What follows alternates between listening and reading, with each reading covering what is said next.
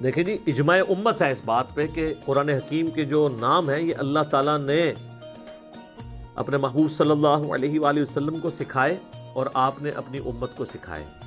कुरान की तरतीब भी अल्लाह ताला ने जिब्राइल इस्लाम के ज़रिए नबी इस्लाम को सिखाई और आपने उम्मत में ट्रांसफ़र की। अगरचे मुसफ़ की तरतीब वो नहीं है जिसके मुताबिक मुसफ़ नाजिल हुआ है, लेकिन लोहे महफूज में अल्लाह के इल्म में मुसफ़ की वही तरतीब है जो इस वक्त इन दो गत्तों के दरमियान है। उसमें भी शुरू में सूरतुल बकरा है, सूरतुल फातिहा है और फिर सूरतुल बकरा है।